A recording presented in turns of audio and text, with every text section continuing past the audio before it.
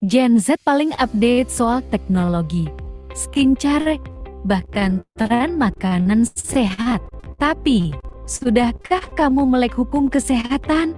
Buku Jangan Asal Berobat, Yuk Melek Hukum Kesehatan ala Gen Z hadir sebagai panduan cerdas dan santai supaya kamu nggak asal konsumsi obat, nggak percaya mitos, dan tahu hak kamu sebagai pasien. Ditulis oleh para ahli di bidang kesehatan dan hukum, buku ini membahas undang-undang kesehatan terbaru, hak pasien, dan tips berobat secara etis dan legal di era digital.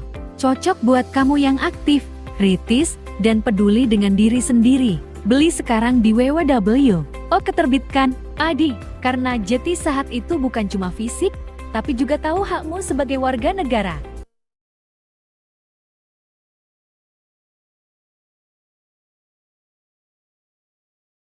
10 tahun pernikahan bukan sekadar angka, tapi kisah panjang tentang cinta yang diuji, dipelihara, dan didoakan. Kado untuk Husna bukan buku biasa. Ia adalah kumpulan puisi dan doa, dari pantun, syair, seloka, sampai gurindam, yang menyatu dalam napas cinta dan ketuhanan.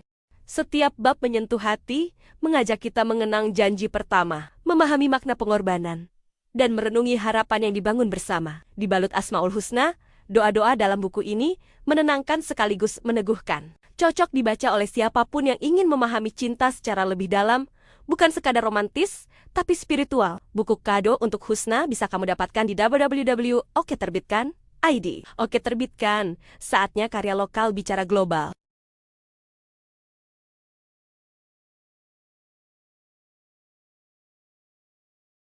Stres akademik di kalangan mahasiswa semakin meningkat, apalagi di era digital yang serba cepat dan penuh tekanan. Tapi, bagaimana jika teknologi bisa jadi solusi tanpa meninggalkan nilai-nilai spiritual? Buku Sehat Mental Mahasiswa Islam karya Adam Yusufi dan Nandi Prasetyo menawarkan pendekatan inovatif pengelolaan stres akademik dengan menggabungkan kecanggihan artificial intelligence AI dan prinsip psikologi Islam. Di dalamnya, mahasiswa diajak untuk mengelola tekanan akademik dengan cara yang modern, namun tetap mendalam secara spiritual sehingga tidak hanya cerdas secara intelektual, tetapi juga kuat secara emosional dan iman. Buku ini wajib dimiliki oleh mahasiswa, dosen, dan pengelola kampus yang peduli pada kesehatan mental dan pengembangan karakter Islami. Dapatkan sekarang dan mulailah perjalanan menjadi pribadi yang seimbang, hebat di kampus, tenang di hati.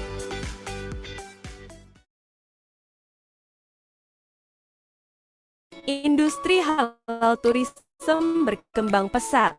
Tapi, bagaimana strategi membangun bisnis hotel syariah yang benar-benar sesuai tuntunan agama, sekaligus kompetitif di pasar modern? Temukan jawabannya dalam buku Model Manajemen, Bisnis dan Pemasaran Syariah di Era Halal Tourism, karya Dr. Abdul Mujib. Buku ini menyajikan konsep, strategi, dan studi kasus nyata dari hotel syariah di Indonesia mulai dari perencanaan bisnis hingga pemasaran berbasis nilai-nilai Islam. Dirancang khusus untuk akademisi, praktisi pariwisata, dan pebisnis muslim. Buku ini adalah panduan nyata menuju bisnis syariah yang profesional, etis, dan berdaya saing global. Beli sekarang di www.oketerbitkan.id dan jadikan bisnismu bagian dari kebangkitan ekonomi halal dunia.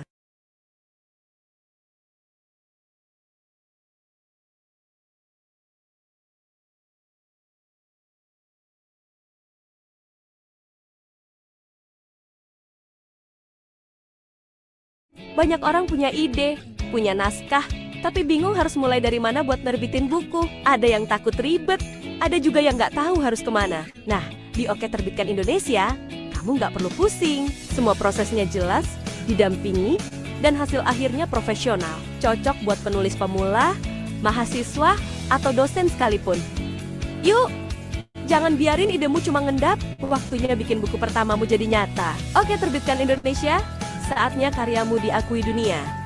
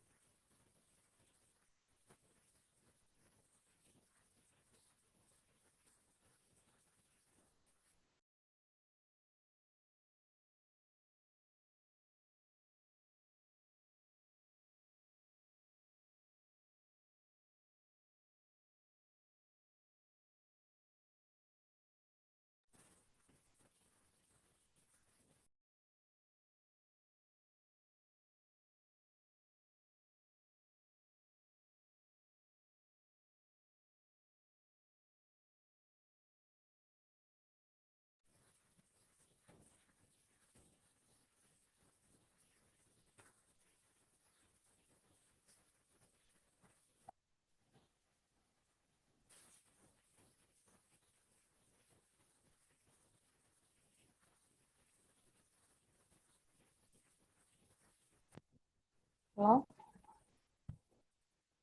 halo Bapak, selamat siang.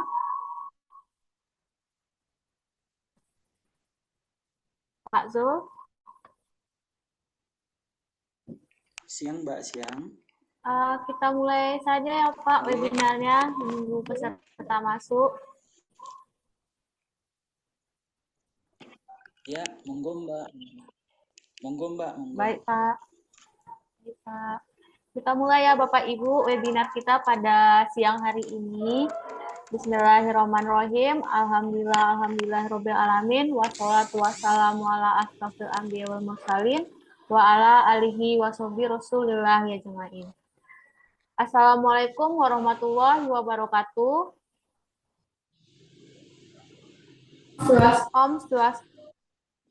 Om Swastiastu, Om Daya, Salam, selamat siang dan salam sejahtera untuk kita semua. Baik, pertama-tama marilah kita ucapkan puji beserta syukur atas kehadiran Allah Subhanahu wa Ta'ala, di mana pada siang hari ini kita masih diberikan kesempatan dan kesehatan sehingga kita dapat berkumpul pada webinar pada hari ini. Selawat beriring salam tak lupa kita hadiahkan kepada junjungan alam Nabi besar Muhammad SAW dengan mengucapkan Allahumma sholli ala sayyidina Muhammad wa ala alihi sayyidina Muhammad. Yang saya hormati pimpinan dari CV Oke Terbitkan Indonesia beserta jajarannya. Yang saya hormati Bapak narasumber kita, Bapak Dr. Zulkifli MPD CHRA.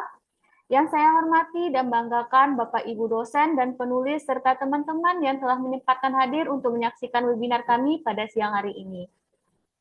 Sebelumnya Bapak Ibu perkenalkan nama saya Esan Rizky, Bapak Ibu bisa memanggil nama saya Sasa selaku host pada webinar hari ini. Baik Bapak Ibu, sebelum dimulainya webinar ini, izinkan saya untuk membacakan sedikit tata tertib webinar kita pada hari ini. Yang pertama, dimohon kepada Bapak Ibu untuk mengaktifkan kameranya dan menonaktifkan mikrofonnya agar kegiatan webinar kita berjalan dengan lancar. Yang kedua, untuk link absensi akan kami berikan pada akhir sesi webinar. Jadi, kepada Bapak, Ibu, serta teman-teman yang ingin mendapatkan sertifikat, silakan mengisi link absensi yang akan dikirimkan panitia kami pada saat akhir sesi webinar berlangsung. Yang ketiga, untuk sertifikat, dokumen, dan video lainnya akan kami konfirmasikan melalui grup WhatsApp. Jadi, Bapak Ibu yang belum bergabung di grup WhatsApp, gabung terlebih dahulu ya Bapak Ibu. Serta terakhir, kami akan memberikan 3 kesempatan kepada Bapak Ibu untuk bertanya dan mendapatkan Dompres Terbitkan Indonesia. Baik, Bapak Ibu, selanjutnya kita mulai saja webinar kita pada siang hari ini. Sebelum itu, izinkan saya memperkenalkan profil singkat pemateri hebat kita pada siang hari ini, yaitu Bapak Dr. Zulkifli MPD CHRA. Beliau menempuh pendidikan S1 di STEM Samarinda, jurusan Pendidikan Islam, lulusan tahun 2007, S2 di IAIN Samarinda, jurusan Pendidikan Islam, lulusan tahun 2020, dan S3 di UINSI Samarinda, jurusan Pendidikan Islam pada tahun 2024 hingga sekarang. Pendidikan profesi non-formal beliau, pertama program pelatihan profesional Hypnotising Art Learning Center Yogyakarta pada tahun 2021, lalu program pelatihan Human Resource Analysis Art Learning Center Yogyakarta pada tahun 2021, lalu program pelatihan School Manager Education Inspirator Training Malang pada tahun 2022, lalu program pelatihan Public Speaking Miftah Akademi Indonesia Cirebon pada tahun 2023, lalu program pelatihan Islamic Psikologi Generasi Fakih di Riau Batan pada tahun 2023, dan program Diploma in Islamic Psikologi Mahat Ali Quran Hadis Nusantara Ciputat Tangerang Selatan pada tahun 2023, lalu program Master in Sufi Psikologi Mahat Ali Quran Hadis Nusantara Ciputat Tangerang Selatan 2023, lalu diklat pekerti yang dilaksanakan oleh Universitas Padjadjaran Bandung pada tahun 2023, dan pelatihan jurnalis oleh Lembaga Pendidikan Wartawan Indonesia LPW di Jawa Tengah pada tahun 2023. Sertifikat kompetisi beliau yaitu salah satunya itu sertifikat kompetisi komputer oleh Lembaga Sertifikasi Kompetisi TIK LSK TIK di Jakarta pada tahun 2011, lalu sertifikasi profesi guru dari Universitas Mula Warman Samarinda Kalimantan Timur pada tahun 2012, Lalu sertifikasi editor buku EPLPPSDM di Makassar 2024, lalu sertifikat kompetisi auditor internal yang diselenggarakan oleh BESKI Institut dan Lembaga Penjaminan Mutu UIN, Maulana Malik Ibrahim Malang pada tahun 2021. Pengalaman kerja beliau sangat banyak, salah satunya itu sebagai Direktur Eksekutif Lembaga Training Insan Cendekia Bontang pada tahun 2013 hingga 2018, lalu dosen luar biasa di Universitas Trunajaya Bontang, Unijaya pada tahun 2020, lalu dosen luar biasa di Sekolah Ilmu Tarbiyah Kota Bontang pada tahun 2020, dosen PAI di Sekolah Tinggi Teknologi STIPTEK Bontang pada tahun 2020 hingga 2023, lalu Kepala Unit Jaminan Mutu STIPTEK Bontang pada tahun 2021 hingga 2023, lalu Kepala UPSY PBB STIPTEK Bontang pada tahun 2022 hingga 2023, lalu Reviewer Jurnal Pengabdian Tarsius di Ian Manado pada tahun 2023 hingga sekarang, lalu Per-Reviewer di PT Samiliyah Literasi Islami di Jawa Timur pada tahun 2024, lalu sebagai koordinator tim penulisan book chapter wilayah Kaltim, Kalsem, dan Kaltara pada tahun 2023 hingga sekarang.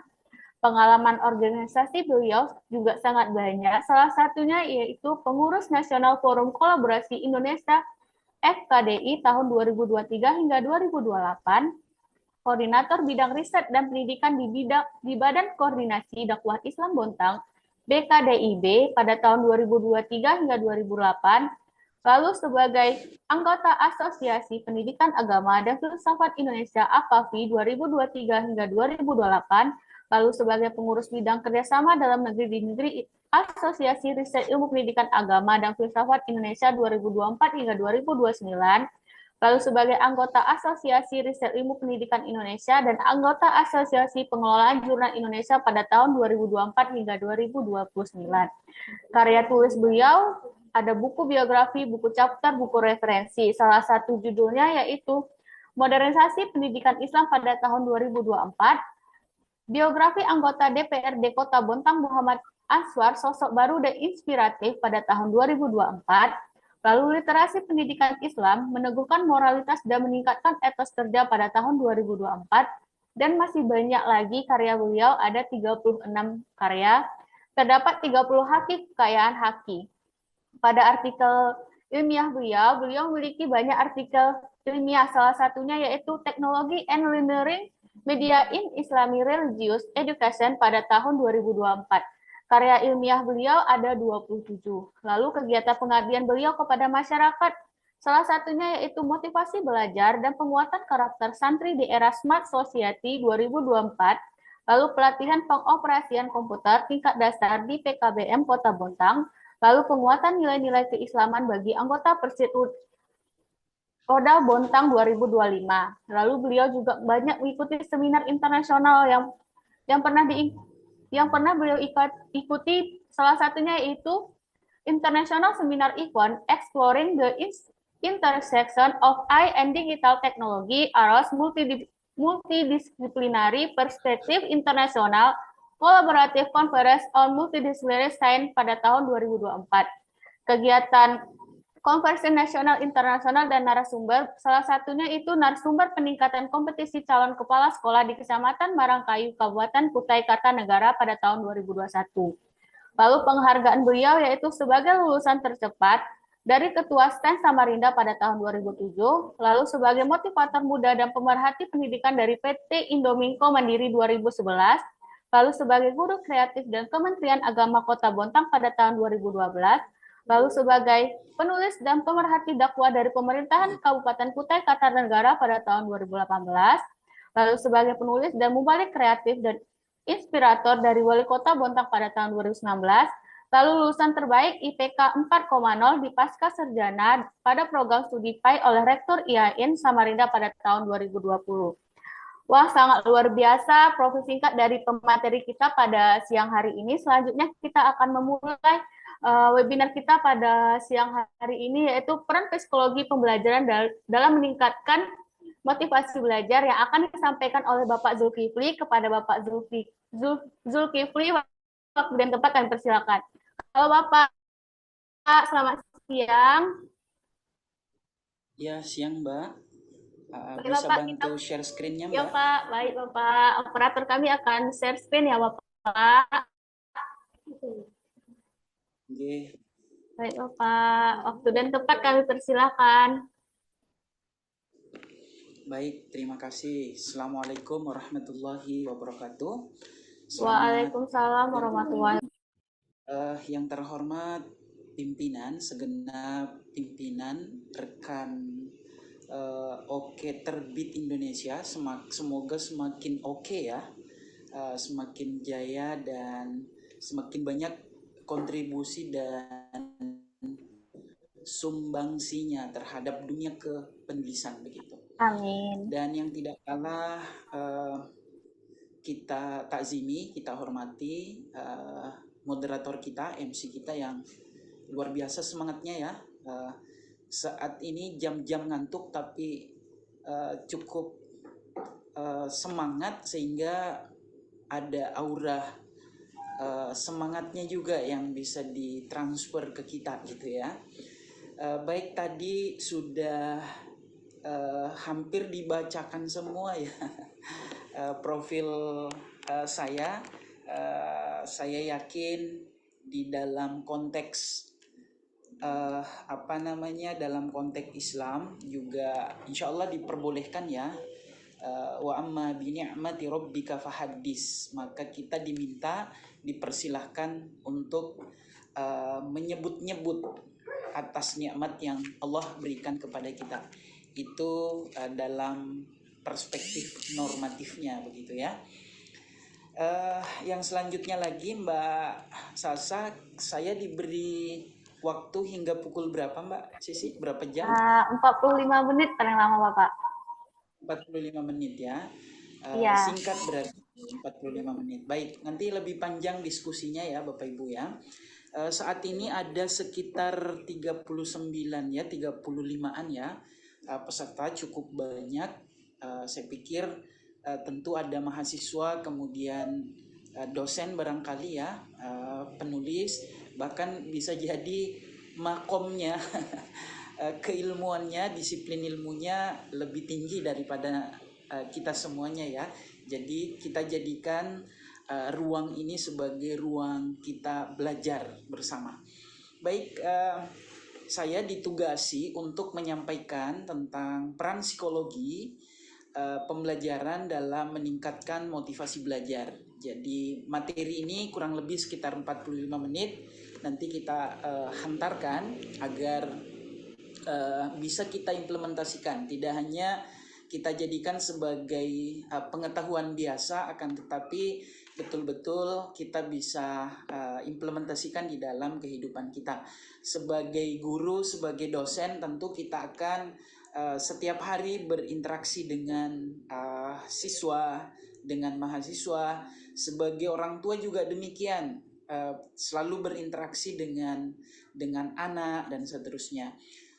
Sebagai mahasiswa, sebagai orang yang terdidik, sebagai orang yang terpelajar juga tentu tidak bisa jauh dari aspek psikologi. Artinya psikologi ini sangat penting di kehidupan manusia begitu, di kehidupan kita tentunya. Nah, selanjutnya bicara tentang psikologi tentu lingkupnya cukup luas. Khususnya sekarang kita bicara tentang psikologi pendidikan, kemudian ada psikologi perkembangan, kemudian ada psikologi jiwa. Maka hari ini kita coba spesifik membahas tentang psikologi belajar atau psikologi pembelajaran. Baik, lanjut Kak Sasa. Slide berikutnya. Baik, nah rekan-rekan, teman-teman semuanya, tadi di awal ada 5 soft skill ya, ada 5 soft skill yang harus dimiliki di era digitalisasi saat ini atau di era modern saat ini. Pertama ada motivasi, jadi tepat sekali saya pikir materi kita itu sangat memiliki korelasi yang kuat antara apa yang sedang kita hadapi saat ini. Maka yang diperlukan ada 5 soft skill. Pertama motivasi, kemudian kemampuan berkomunikasi, Kemudian yang ketiga adalah pengendalian emosi atau dikenal dengan istilah emotional quotient. Kemudian berpikir kreatif atau dikenal dengan istilah di dalam konsep pendidikan, dikenal dengan istilah critical thinking, bagaimana berpikir kritis. Kemudian yang kelima bicara tentang integrity atau bicara tentang integritas.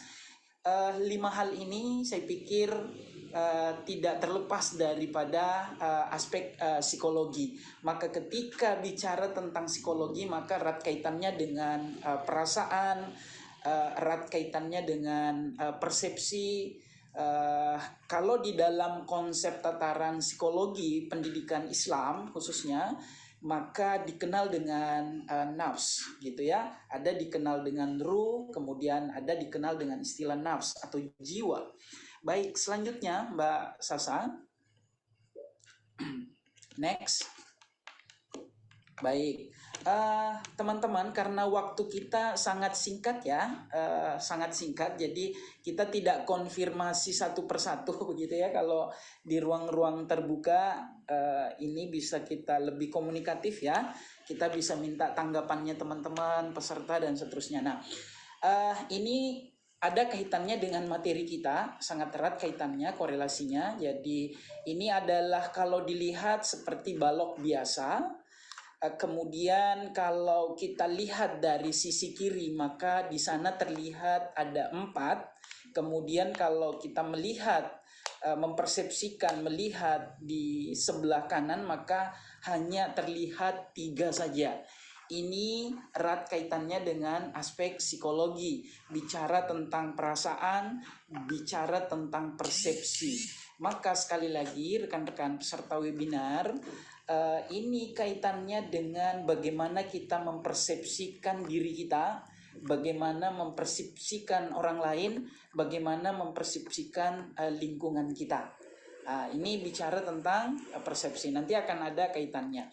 Baik, berikutnya bisa kita lihat ada 4, kemudian di sisi berikutnya ada 3 tadi. Nah, ini juga sama, ketika bicara tentang persepsi, maka angka 9 bisa saja orang mempersepsikan angka 6.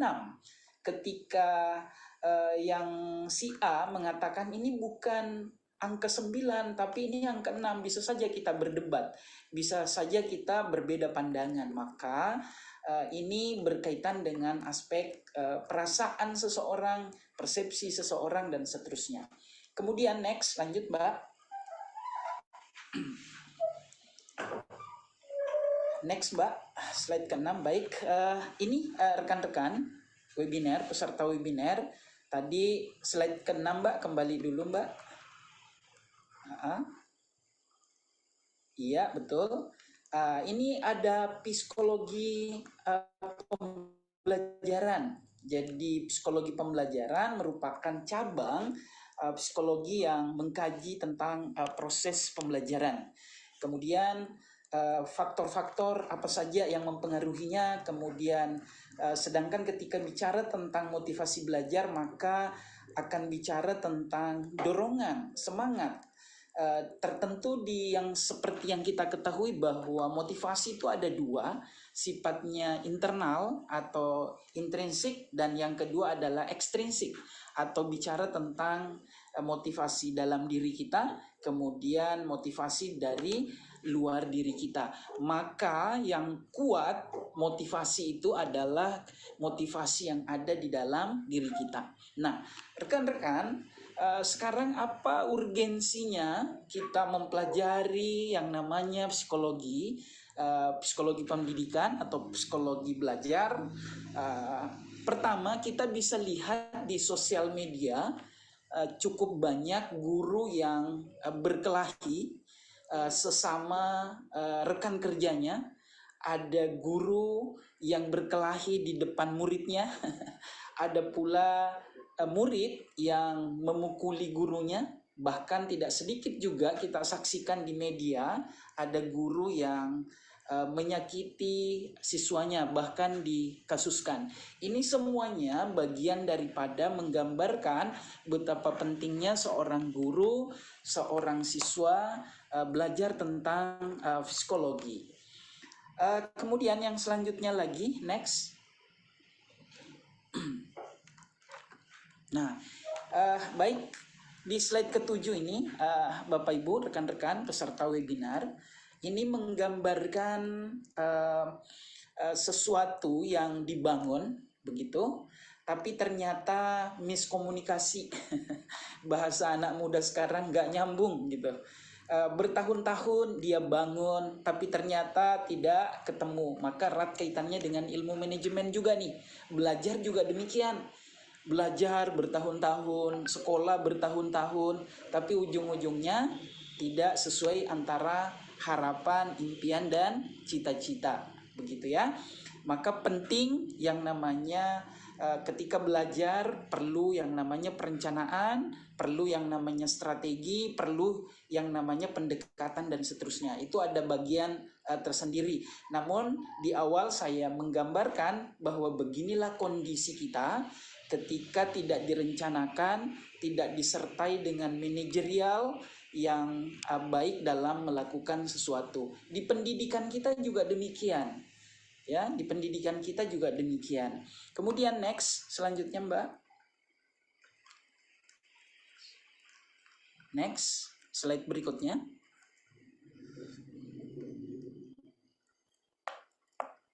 Iya, baik. Ini bicara tentang mindset, pola pikir. Jadi pola pikir kita itu ada dua, ada pola pikir yang bertumbuh, kemudian ada pola pikir yang tidak bertumbuh atau mundur dan seterusnya.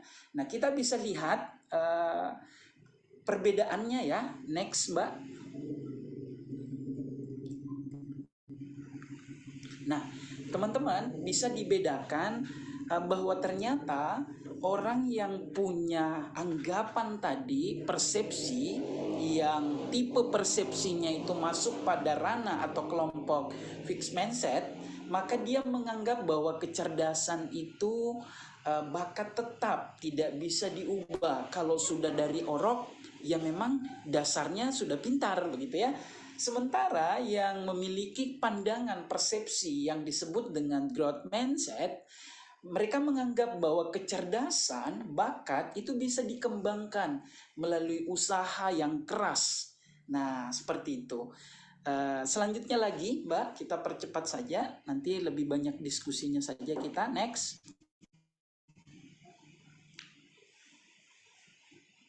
Oke. Nah, rekan-rekan peserta webinar, ketika tadi berangkat dari asumsi, dari persepsi, kemudian muncul tadi tipe kita, apakah pemikiran kita, persepsi kita, cara berpikir yang maju, yang bertumbuh, yang berkembang, maka kita bisa mengistilahkan dengan istilah ada mental pemenang dan ada mental pecundang. Mohon maaf kalau kurang halus bahasanya, nggih. Ada pemenang dan ada pecundang. Tipe pemenang, dia selalu melihat, selalu ada harapan, begitu ya, selalu ada peluang. Tapi yang tipe pecundang itu selalu menganggap derita semuanya. Ketika diberitahu kepada seseorang, selalu mengatakan itu nggak bisa, itu nggak mungkin, itu sulit dan seterusnya. Nah, tipe pemenang itu selalu melihat kemungkinan-kemungkinan yang akan terjadi. Kemudian selalu melihat masalah melulu yang dilihatnya. Next saja Mbak, next saja Mbak. Kemudian tipe pemenang itu selalu punya ide dan gagasan. Sementara orang yang mentalnya mental pecundang, mental pecundang itu selalu punya alasan. Ngantuk, alasan lapar, alasan nggak punya kendaraan, dan seterusnya, dan seterusnya. Itu yang membuat kita kadang-kadang gagal. Lalu orang yang punya mental pemenang, ia selalu berusaha, bekerja keras untuk mewujudkan gimana caranya agar berhasil. Sementara yang pecundang, mentalnya orang pecundang selalu menganggap bahwa biar saja terwujud kalau rezekiku tidak kemana-mana. Kira-kira begitu ya. Lalu selanjutnya, next Mbak. Nah, di dalam kehidupan kita, teman-teman, rekan-rekan semuanya, peserta webinar, ada namanya self-talk. Ya, di next saja Mbak. Nah, ternyata ada sekitar 44.000 sampai 60.000 kali kita berpikir selama 24 jam, namun sayang sekali kita itu berstatement kurang lebih sekitar 77% statement kita negatif yang sifatnya melemahkan diri kita. Seringkali kita mengatakan saya takut, saya nggak mampu, saya nggak berani, saya tidak paham, saya tidak berbakat, saya tidak pantas, dan seterusnya.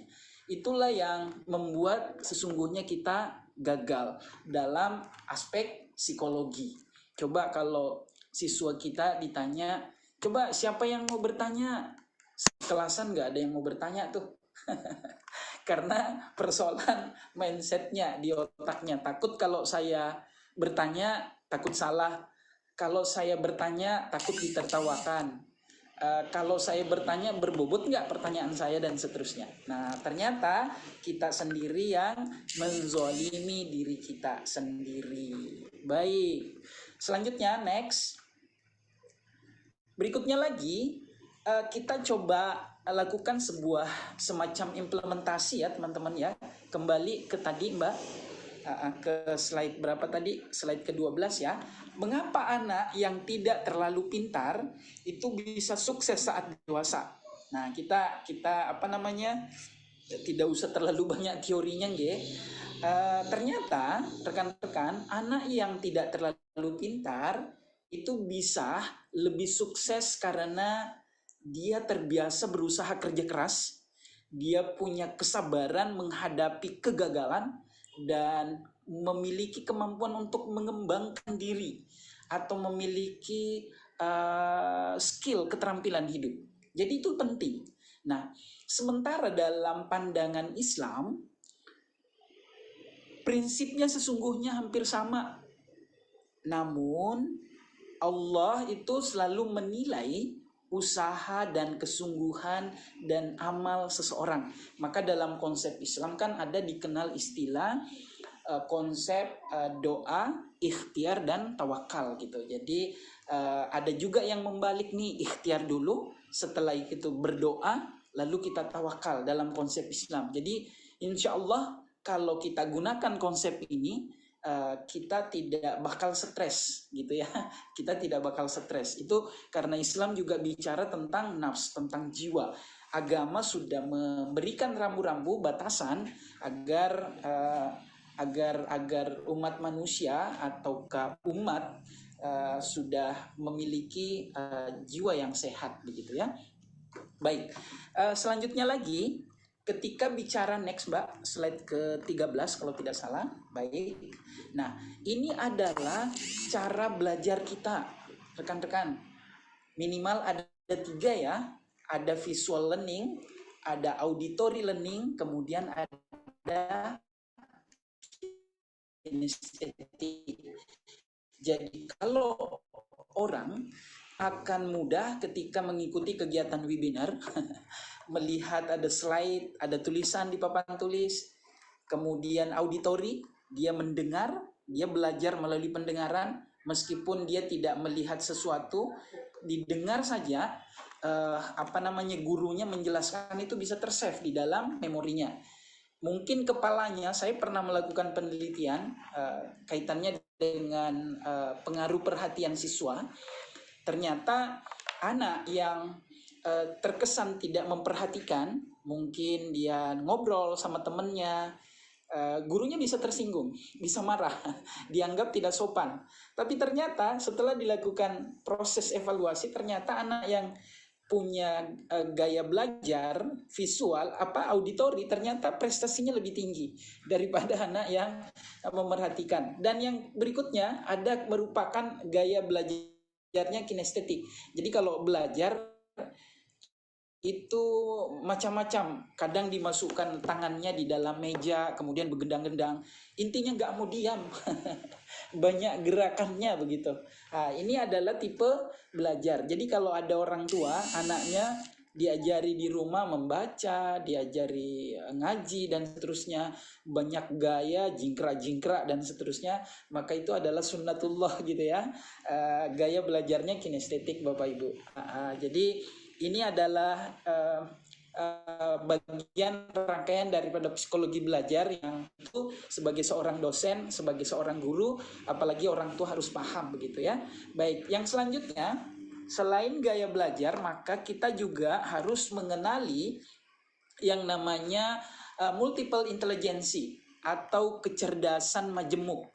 Jadi kecerdasan kita Bapak Ibu, maka seringkali orang psikolog itu mengatakan tidak ada anak yang bodoh gitu ya, semuanya pintar, semuanya punya bakat. Maka kita akan lihat. Jadi kecerdasan itu setidaknya ada 9 ya, kecerdasan. Maka kecerdasan itu Bapak Ibu ada kecerdasan interpersonal, ada intrapersonal, ada kecerdasan linguistik misalnya, kecerdasan bahasa. Jadi ada anak yang memang punya kecerdasan bahasa. Kalau diajarkan bahasa apapun itu cepat nangkepnya. Ada juga kecerdasan matematis. Jadi kalau belajar matematika, hitungan-hitungan yang eksak itu cepat banget. Cepat banget nangkapnya. Nah ini dari sekian banyaknya mapel, tentu anak-anak kita itu punya karakteristik, punya kecerdasan masing-masing. Ada kecerdasan misalnya musikal. Sekali saja didengar suara musik itu langsung hafal. Tapi ada juga orang yang sampai berkali-kali mendengarkan musik tapi nggak masuk-masuk, nggak hafal-hafal gitu. Nah itu bagian daripada kinestetik. Ada pula anak yang punya kecerdasan kinestetik, pemain bola nih. Nah ini semuanya punya plus minus Bapak Ibu. Kalau anak itu punya kecerdasan punya kecerdasan kinestetik, pintar main bola, kalau dididik jadi pemain bola itu akan hebat seperti Ronaldo misalnya. Tapi kekurangannya, kalau anak ini punya kecerdasan kinestetik, biasanya kecerdasan matematisnya kurang. Kecerdasan matematisnya kurang, biasanya nggak sulit tuh belajar matematika, fisika, kimia dan seterusnya. Jadi seperti itu ya, semuanya punya plus minus, jarang ada orang yang bisa menguasai semuanya gitu ya. Nah ini singkat-singkat saja, kita kapan-kapan kita perdalam lagi ya. Next, lanjut Mbak. Slide berikutnya, slide ke-15. Baik, nah setidaknya ketika bicara kecerdasan, setidaknya ada 3 kecerdasan ya. Ada intellectual quotient, ada emotional quotient, dan spiritual quotient. Kita akan lihat. Next Mbak. Nah, kecerdasan itu tadi ada 3 ya. Katakanlah warna merah ini, kembali tadi Mbak. Warna merah ini bagian daripada kecerdasan intelektual. Kemudian kembali ke slide sebelumnya Mbak. Oke. Jadi EQ, emotional quotient, katakanlah rendah, warna kuning ini rendah nggih. Spiritual quotient rendah, maka dia akan buta hati. Jadi kalau ada orang yang cerdas otaknya, jago matematika, IPK-nya 4,00, tapi emotional quotient-nya rendah, dia misalnya kurang bisa menghargai orang lain, peemosian, tidak memiliki tata kerama, kemudian spiritual quotient-nya juga malas, kalau muslim malas ibadah, malas sholat, nggak mau puasa gitu ya, nggak mau belajar agama dan seterusnya, maka dia akan buta hati. Sebaliknya, kalau dia otaknya cerdas, lalu dia pintar bersosialisasi, tadi ada kecerdasan interpersonal, kemudian intrapersonal, dia hebat, tapi spiritualnya rendah, maka kalau tumbuh besar nanti jadi koruptor. Itulah sebabnya hari ini di KPK sana nggak ada orang yang tamatannya SD, semuanya pintar-pintar itu di sana yang di KPK itu, yang OTT itu, yang korupsi-korupsi itu. Karena otaknya pintar, kemudian kemampuannya dia bersosialisasi, mempengaruhi orang lain, kemampuannya dia mencari solusi gimana caranya supaya uangnya banyak dan seterusnya. Tapi kenapa dia korupsi? Karena spiritual quotientnya rendah. Maka semuanya harus seimbang. Ketika seimbang, maka itulah yang disebut sebagai insan paripurna atau insanul kamil kalau dalam istilah konsep pendidikan Islam. Baik, next Mbak, lanjut ke slide ke-17. Baik, nah bagaimana kontribusinya antara emotional quotient dengan intellectual quotient? Maka emotional quotient itu berkontribusi sekitar 80%, sementara intellectual quotient hanya berkontribusi sekitar 20%. Itulah di awal tadi mengapa ada orang yang pinter-pinter kemudian ternyata tidak sukses gitu ya, karena disebabkan oleh pengaruh dari emotional quotient. Jadi banyak orang yang berhasil kemudian jadi anggota dewan padahal nilainya misalnya rendah, rata-rata 6, tapi kaya jadi pengusaha gitu ya, banyak perusahaannya dan seterusnya. Jawabannya di sini teman-teman. Baik, yang selanjutnya next. Nah, kita bisa lihat kaitannya dengan potensi ya. Potensi ada Alesia ini selalu punya impian jadi penerjemah di usia 6 tahun, bahkan sudah hebat di usia 10 tahun, mampu menguasai bahasa Inggris, Prancis, dan seterusnya. Maka ini bagian si Alesia ini punya kecerdasan yang namanya linguistik tadi, kecerdasan bahasa. Mereka bisa mengetahui potensi dirinya. Baik, berikutnya lagi, next. Nah, selanjutnya lagi ada Alia Zabur. Alia Zabur ini profesor di usia 19 tahun ya. Di usia 5 tahun sudah lulus SD, kemudian sarjana di usia 14 tahun, memiliki kemampuan keahlian taekwondo, kemudian dosen di salah satu universitas. Jadi mereka hebat-hebat gitu ya, karena mereka menemukan potensi dirinya mereka. Berikutnya lagi Mbak, next. Ada lagi tadi penulis ya, penulis ada penulis sekarang bukunya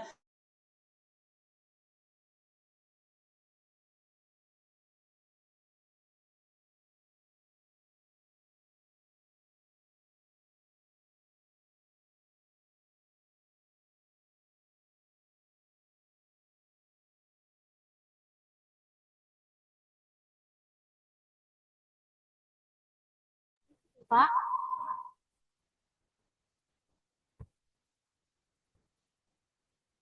Pak.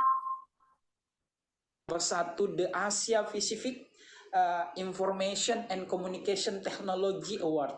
Jadi begitu hebatnya, begitu luar biasanya. Baik, selanjutnya Mbak, ke slide ke berapa, 21 atau 22 gitu. Lanjut. Oke, lanjut, next.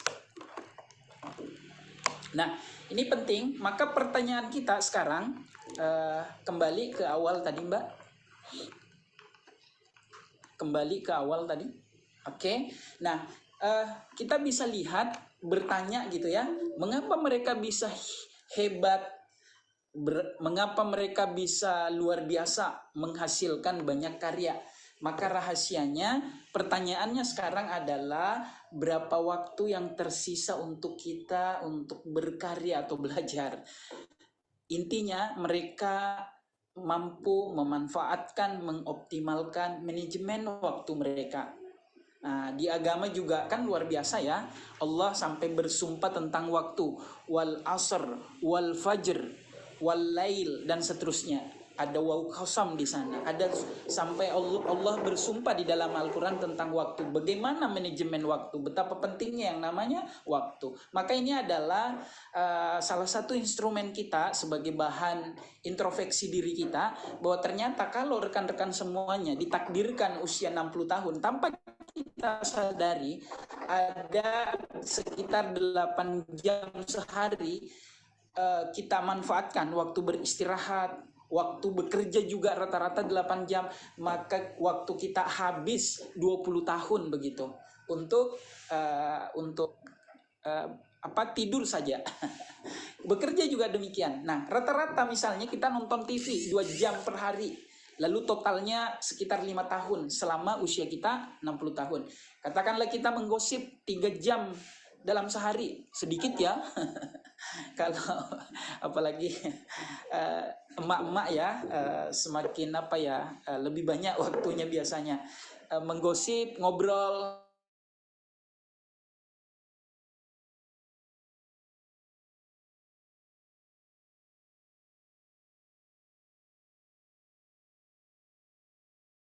Next, pertanyaan kita, dari sekian banyaknya problem, permasalahan, kesalahan kita dalam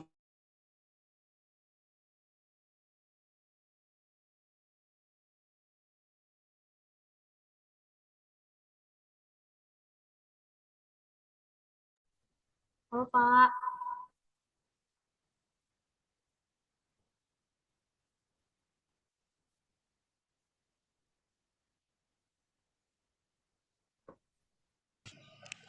Halo Mbak Sasa, masih terdengarkah suara saya? Pak, tadi hilang Pak. Sepertinya jaringan.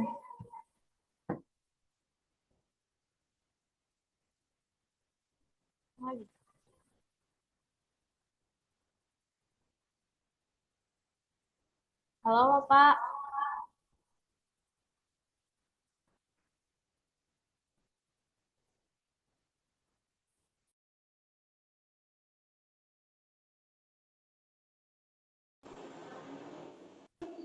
Bapak Ibu mohon ditunggu ya, sepertinya jaringan Nasdem.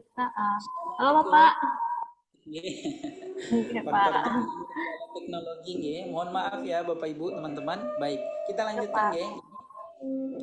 Slide berikutnya Mbak, slide berikutnya karena terbatas waktu kita. Oke, nah ada 3 hal yang harus kita ubah. Pertama, harus kita ubah mindset kita, ubah pikiran kita. Lalu yang kedua, kita harus dapat mengubah kebiasaan kita. Yang ketiga adalah harus kita ubah karakter kita. Jadi kalau level karakter itu masih bisa diubah, maka ada istilah konsep penanaman nilai-nilai karakter.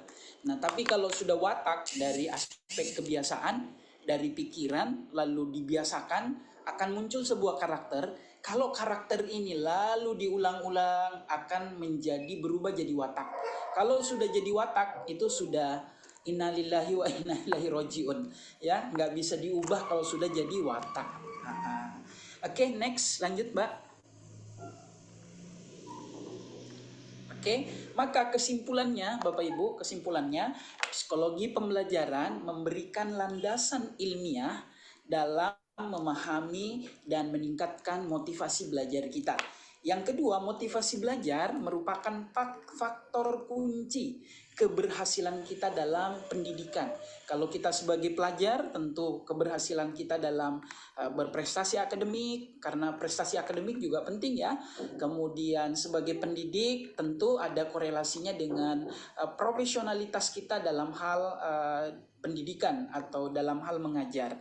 Kemudian yang berikutnya lagi, sebagai orang tua, sebagai dosen gitu ya, sebagai pendidik, sebagai orang tua pendidik, mahasiswa bahkan perlu menerapkan teori-teori psikologi pembelajaran untuk meningkatkan kualitas proses belajar kita. Jadi intinya kita tidak boleh berhenti belajar.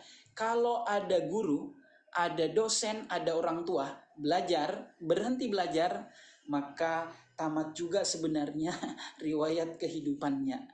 Karena tantangan silih berganti, permasalahan di kehidupan kita banyak, maka kita harus ikhtiar tadi. Jadi konsepnya ada ikhtiar, kemudian ada doa, kemudian terakhir adalah konsep tawakal. Itu barangkali Mbak Sasa, semoga bisa menjadi bahan diskusi kita bersama, dan insya Allah selanjutnya kita bisa banyak berdiskusi.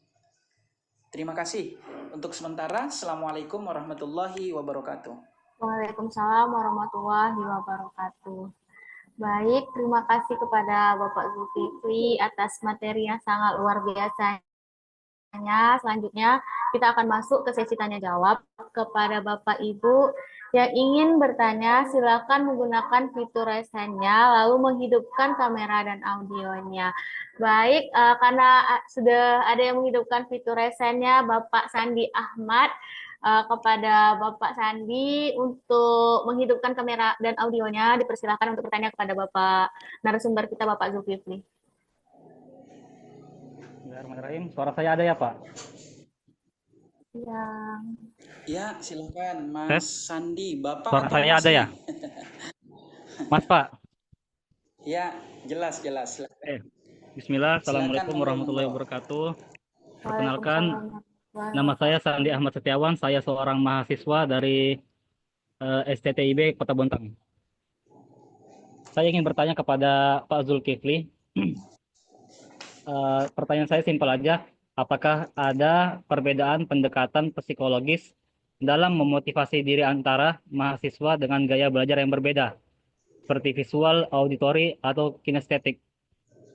Itu pendekatan psikologisnya apakah berbeda-beda, Pak, atau sama semua? Mungkin itu saja. Sekian dari saya. Assalamualaikum warahmatullahi wabarakatuh. Baik. Waalaikumsalam warahmatullahi wabarakatuh. Yang lainnya Mbak, sekalian aja kita berapa orang diberi kesempatan, monggo.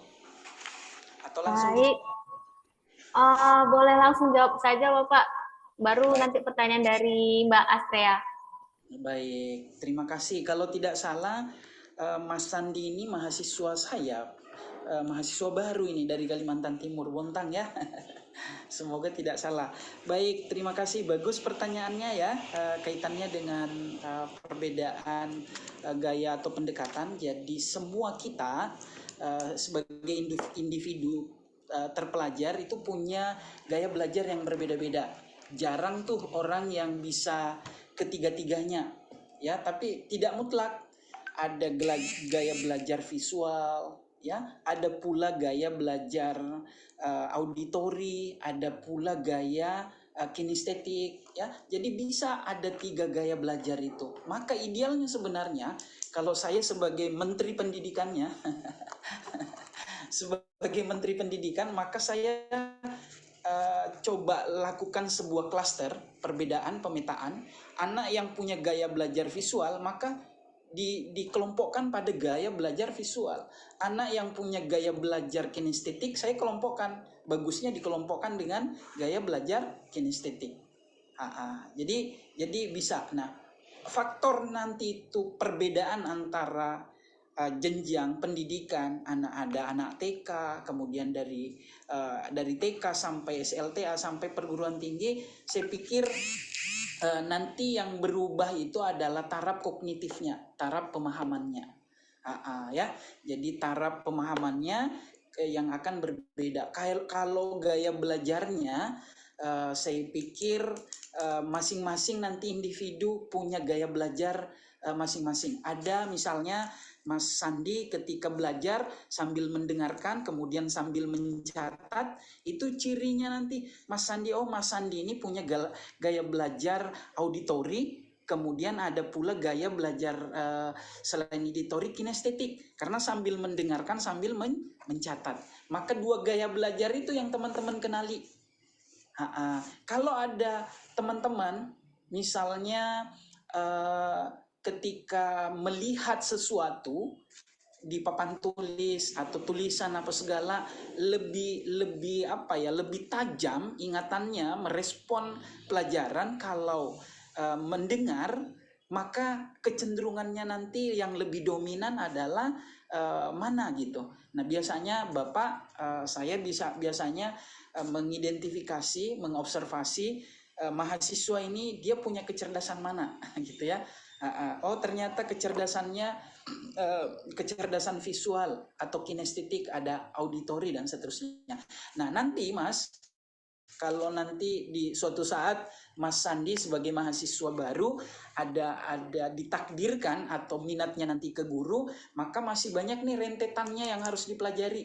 Ada yang namanya strategi pembelajaran, ada namanya pendekatan pembelajaran. Itu juga harus tidak terlepas daripada metode psikologi pembelajaran. Yang tadi Kita lihat, saksikan ada guru tuh yang sampai kelahi dengan siswanya. Itu bagian daripada strategi pembelajaran, pendekatan pembelajaran. Jadi ada psikologinya di ilmu jiwanya. Ini mahasiswa ini, tipenya begini, maka tidak boleh dimarahi di depan teman-temannya misalnya. Ya, bisa melawan kalau disuruh atau di mana. Ada anak ngamuk misalnya di kelas marah, harus ditenangkan, maka nggak boleh sembarangan kita. Ada psikologinya, ada pendekatannya, ada caranya. Itu ya Mas Sandia. Jadi nanti kapan-kapan nanti kita bisa perdalam ilmunya. Jadi Mas Sandi, yang namanya psikologi itu penting untuk memahami karakternya siswa kita. Maka Pak Zul kalau ngajar di kelas selalu nanya latar belakangnya di mana Mas, lulusan mana, sampean dan seterusnya. Itu bagian daripada rentetan strategi pembelajaran supaya kita bisa perlakukan. Ternyata ini basicnya agama misalnya dari pondok pesantren. Ketika anak-anak pesantren misalnya belajar tentang mata kuliah filsafat ilmu, belajar Pancasila gitu, tentu beda cara meresponnya nantinya. Beda ketika anak pesantren belajar agama, ya oke, aman mereka. Gitu ya Mas ya. Jadi pertanyaannya Mas Sandi, jawabannya punya gaya belajar, pendekatan masing-masing sesuai dengan umur. Anak SD beda pendekatannya, anak SMP, mahasiswa juga demikian. Begitu ya Mas Sandi. Ya itu Mbak Salsa. Yang lain mungkin. Baik, kepada Mas Sandi, apakah jawabannya sudah terjawab gitu? Pertanyaannya sudah terjawab? Sudah terjawab, Mbak. Baik, terima kasih Mas Sandi atas pertanyaannya. Selanjutnya pertanyaan dari Astrea Ulfa Fadia. Ini Mbak atau Ibu nih? Kepada Mbak Astrea untuk menghidupkan kamera dan audionya dan bertanya langsung kepada narasumber kita Bapak Zulkifli. Assalamualaikum warahmatullahi wabarakatuh. Waalaikumsalam warahmatullahi wabarakatuh. Izin bertanya Pak, bagaimana cara kita untuk membangkitkan semangat belajar pada anak murid yang itu nggak ada semangat belajarnya, bahkan untuk main games pun dia nggak ada semangat gitu. Main games gak mau, belajar gak mau, tapi sukanya ngobrol sama kita gitu. Banyak nanya, tapi dia untuk belajar gak mau. Tapi sukanya ngobrol gitu Pak. Terima kasih. Ya, bagus pertanyaannya. Mbak siapa tadi? Mbak siapa namanya tadi? Mbak Astrea tuh Pak. Mbak Astrea latar belakangnya guru ya? Iya Pak, benar. Guru gitu ya. Baik. Mana suaranya? Mbak Astrea, jadi cara membangkitkan semangat belajar anak-anak. Nah, dalam konsep pembelajaran ada namanya daya tarik pembelajaran. Jadi gimana caranya agar kita menyampaikan materi di kelas itu harus ada daya tarik pembelajarannya. Gimana caranya? Mulai dari mengidentifikasi tadi, seperti yang saya sampaikan, mulai dari kita kenali mahasiswa kita ya, atau siswa kita asal usulnya dari mana gitu. Kalau misalnya orang tuanya rata-rata nelayan, maka cari strategi pembelajaran yang kira-kira mendekati dengan lingkungan mereka, profesi mereka, gitu ya. Nah, berikutnya lagi ada kasus nih Pak, ada anak yang kasusnya tidak mau belajar, sukanya ngobrol dengan gurunya, main game pun enggak misalnya, tapi kalau diajak ngobrol dia suka gitu. Nah, ini kita harus identifikasi lebih dalam ya. Pertama, apakah faktor EQ-nya misalnya di bawah rata-rata, perlu ada semacam psikolog ya, ahli psikologi juga kalau memang memungkinkan, coba dites saja EQ-nya, bakatnya di mana EQ-nya, ini penting. gitu ya, karena kita sebagai guru bukan seorang psikolog, maka perlu bantuan seorang psikolog untuk mengidentifikasi. Lalu kalau sudah ada datanya nanti kita bisa lakukan strategi pembelajaran. Namun singkatnya, andai kata kita tidak bisa konsultasi dengan psikolog misalnya, maka paling tidak yang harus kita pelajari, coba ganti media pembelajaran gitu ya, ganti media pembelajaran. Kalau sudah misalnya visual, kemudian yang berikutnya lagi kalau anak itu lebih suka berbicara, coba ganti metode pembelajarannya, metode diskusi. Kalau misalnya sukanya bicara, mungkin dipersilahkan untuk menceritakan kejadiannya di rumah, di perjalanan, seperti itu. Kemudian bisa juga kita lakukan pendekatan, misalnya ada anak yang tidak mau belajar nih, kebetulan saya alhamdulillah ditakdirkan mengajar mulai dari TK, SD, SMP sampai SMA begitu ya, sampai perguruan tinggi, sehingga alhamdulillah saya banyak belajar. Misalnya ada anak yang duduk di bangku nggak mau ngangkat kepalanya, malas gitu. Kita lihat apa masalahnya, kita dekati, kita bisa elus-elus punggungnya. Jangan langsung proses belajarnya, kita bisa nanya, kenapa Nanda, ngantukkah? Jam berapa tadi malam tidurnya? Dan seterusnya. Bisa saja, kalau memungkinkan kita bertanya seperti itu. Tapi kalau sekiranya firasat kita, kalau saya tanya, anak ini bisa tambah marah, tambah ngamuk. Kalau berakhir pembelajaran, baru kita dekati. Nanda, tadi Nanda di kelas itu kenapa? Ada masalah apa? Coba cerita nak ke bunda, ke ibu, ke bapak, kenapa masalahnya. Itu anak kadang-kadang masalah di rumah, orang tuanya misalnya sering kelahi, kemudian di lingkungan rumah tangganya memang tidak ada kondisi suasana pembelajaran, ya, pada sibuk semuanya, nggak pernah ngeliati orang tuanya belajar, apalagi nggak pernah ngeliati orang tuanya sholat misalnya, ibadah dan seterusnya, juga pengaruh lingkungan. Nah, gitu ya. Nah, maka caranya banyak pendekatan strategi yang bisa kita lakukan. Ataukah nanti Mbak Astrea bisa, Mbak Ulfa bisa memanggil anaknya, Nanda spesial hari ini, misalnya Ulfa belajarnya di meja Bu Guru atau meja Ustazah. Bisa saja kalau sudah tersenyum begitu, sudah kelihatan senang, yuk beri tepuk tangan pada Ulfa, hari ini Ulfa hebat sekali. Kalau misalnya dia tidak mau menulis, katakanlah pelajaran bahasa Indonesia atau matematika, nggak mau belajar, maka coba berikan satu kertas, selembar kertas begini, lalu suruh menggambar, coba. Suruh menggambar, kira-kira dia gambar apa nantinya. Setelah dia menggambar, maka diminta, coba teman-teman kita dengarkan bersama ya, ceritanya Ulfa, gambarnya menarik sekali loh, gambarnya Ulfa, coba kita dengarkan. Tadi kan suka bicara begitu ya. Maka berikan porsi itu, dia bercerita, berbicara dan seterusnya. Nah, kemudian berikutnya lagi, kalau sudah dia berbicara, sudah bisa berbicara, maka seterusnya kita pelajari, identifikasi.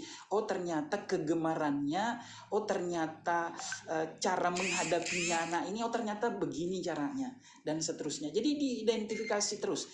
Jadi guru itu seperti apa ya? Seperti dokter spesialis, nggak bisa hanya sekedar transfer pelajaran saja. Maka fungsi guru itu pertama sebagai motivator, sebagai pemotivasi, sebagai mediator. Jadi kalau tadi kita panggil, Nanda spesial hari ini, Nanda belajar di sampingnya Bu Guru ya, Bunda ya, nulis ya, angkanya ya, buatkan soal misalnya. Karena mungkin IQ-nya berbeda dengan teman-teman yang lain, maka berikan soal yang barangkali lebih mudah. Kalau sudah merasa lebih mudah, oh ternyata hebat, kita apresiasi tuh. Cara meningkat, oh ternyata si Ulfa hebat sekali, Bunda kasih soal 2, ternyata hebat, Bunda beri nilai angka 100 gitu ya, kasih besar-besar aja tuh 100-nya. Nanti lambat laun dia memiliki daya tarik pembelajaran, maka secara otomatis motivasi itu akan muncul, motivasi intrinsik dari dalam. Coba Mbak Ulfa, guru-gurunya yang barangkali Mbak Ulfa senangi, itu pasti Mbak Ulfa pelajarannya juga pasti Mbak Ulfa berminat gitu. Ada guru yang kita kagumi, guru matematika, pintar, cerdas, maka pasti kita senang dengan pelajarannya. Nah, itu jadi cara-cara membangkitkan salah satunya adalah bangun komunikasi ikatan emosional dengan peserta didik. Itu yang Mbak Ulfa ya. Baik, Pak. Terima kasih.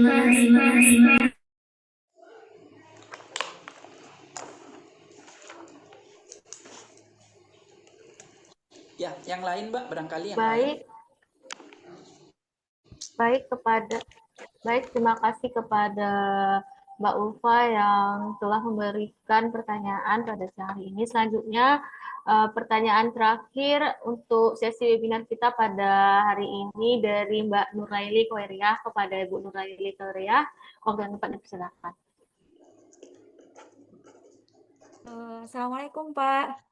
Waalaikumsalam warahmatullahi wabarakatuh. Monggo Mbak. Ya, perkenalkan saya Nurlaili Khairia. Saya sebagai guru di SDIT, sebagai guru kelas 1. Pertanyaan saya mengajar guru bidang studi Quran di kelas 1, yang mana kelas 1 itu dibagi menjadi 3 bagian, kelas 1A, B, dan C. Nah, di setiap kelas itu ada anak yang perlu bimbingan khusus atau dia itu memiliki ADHD. Iya, ada ADHD. Kemudian di kelas 1C ada yang autis. Itu kalau saya memperhatikan itu sangat mengganggu teman-temannya. Untuk tanggapan sendiri bagaimana ya Pak? Apakah cara penanganannya apakah ada cara tersendiri atau bagaimana? Baik, terima kasih. Bagus ya. Rata-rata teman-teman kita yang ikut webinar rata-rata pendidik ya, guru. Masya Allah luar biasa. Jadi bagus nih kasus juga ya. Jadi Mbak Nur tadi saya menyebutnya Mbak Nur ya, Bu Nur, guru SD kelas 1. Jadi kalau ada guru yang bisa mengajar di kelas 1 itu guru hebat. Guru hebat ya. Baik. Tadi guru Quran, kemudian setiap kelas tadi ada anak, sekarang kan diganti ya Mbak ya bahasanya, sekarang istilahnya anak spesial ya.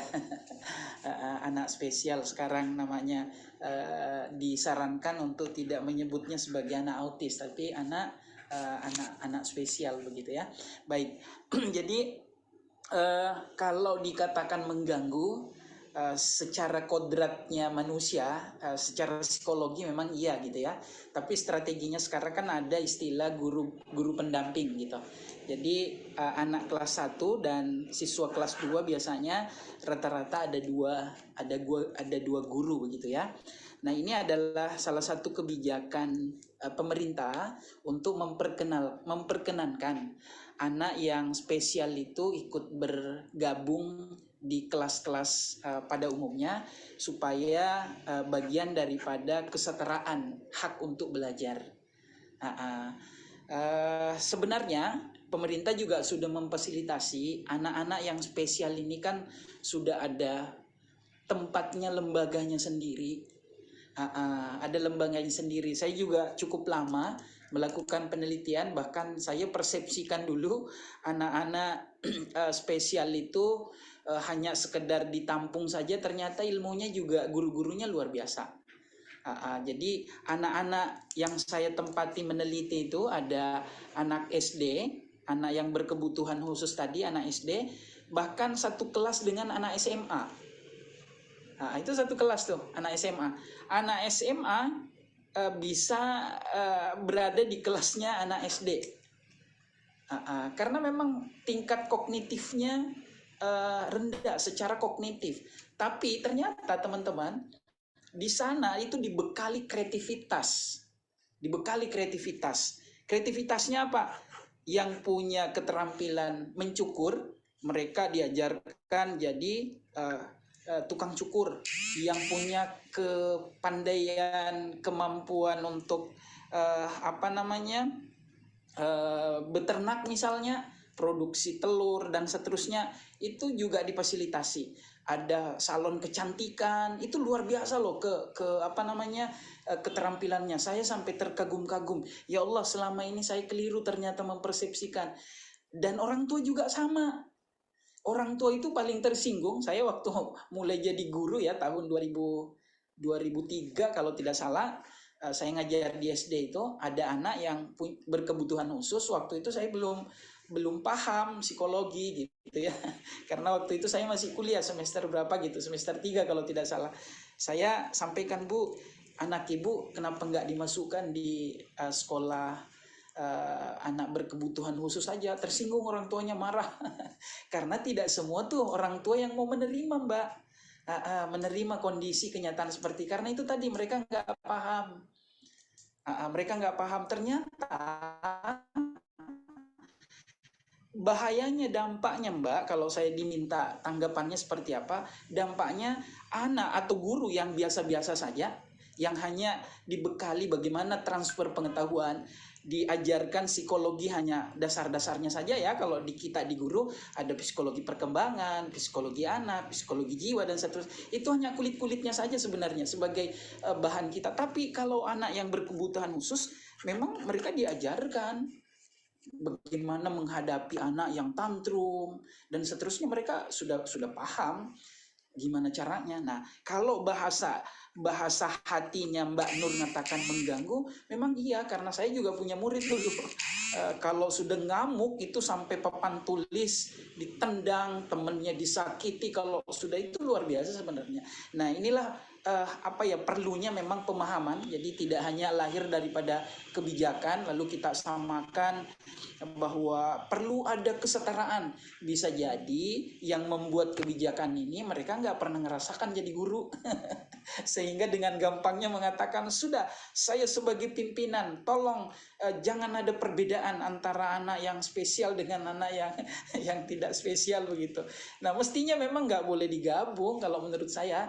Nanti toh ada tahapan-tahapannya. Katakanlah di kelas, di khusus sekolah anak yang berkebutuhan khusus, anak spesial, nanti tahap perkembangannya itu akan dilihat, dievaluasi. Misalnya dia sudah sekolah 2 tahun, 3 tahun di ABK misalnya, ternyata sudah layak dianggap, silakan. Kalau lagi anak yang anak yang memiliki kekurangan, justru anak yang punya kecerdasan sebenarnya yang Allah anugerahkan, hanya saja kadang-kadang kita tidak mengerti potensi mereka. Jadi yang saya teliti itu justru anak-anak yang mereka justru anak yang tunanetra ya, yang tidak melihat itu, mereka hafalannya luar biasa gitu, hanya menggunakan Al-Quran Braille. Nah, sekarang kalau Mbak Nur hanya anak yang buta, mohon maaf ya, dengan metode ummi, metode kiroati yang kita gunakan, nggak bakal bisa fasilitasi sebagai hafal Quran sampai berjus-jus. Ini yang Mbak Nur ya. Jadi ya sabar saja Mbak Nur, karena ini kebijakan pemerintah. Kalau saya menteri pendidikannya, saya ubah tuh kebijakannya. Seperti itu ya. Ya Mbak Nur ya, semoga terjawab nggih yang ditanyakan nggih. Nanti kapan-kapan kita diskusi lebih panjang lagi tentang konsep-konsep pembelajaran nggih, karena banyak yang harus dipelajari memang. Kadang-kadang teori yang kita pelajari di kampus itu hanya sekian persen, tapi justru ketika teman-teman itu kita bertemu begini lalu disampaikan permasalahan-permasalahannya, dikoneksikan dengan teori yang kita dapatkan, biasanya baru kadang-kadang bisa kita implementasikan. Seperti itu nggih. Terima kasih banyak. Masih ada pertanyaan mungkin Mbak di kolom chat Mbak? Sepertinya Terima kasih ada. banyak ya Pak. Iya, sama-sama Mbak. Baik, terima kasih kepada Ibu Nurlairi Hoeria yang telah bertanya. Untuk Dopres 3 orang Pak yang bertanya Pak. Oh, luar biasa. Dibacakan aja, Mbak. Oke, yang ini dibacakan Saya saja ya, Pak. Saya kesulitan karena menggunakan handphone nih, sedang ada masalah di laptop saya. Monggo, Baik. Mbak, dibacakan. Baik, Pak. Pertanyaan dari Bapak Erlan. Pak, izin bertanya, strategi pembelajaran berbasis psikologi apa yang paling efektif untuk meningkatkan motivasi belajar siswa? Lalu bagaimana penerapan psikologi pembelajaran dapat membantu siswa yang memiliki motivasi rendah? Silakan kepada Bapak Zulkifli untuk menjawab pertanyaan dari Bapak Erlan.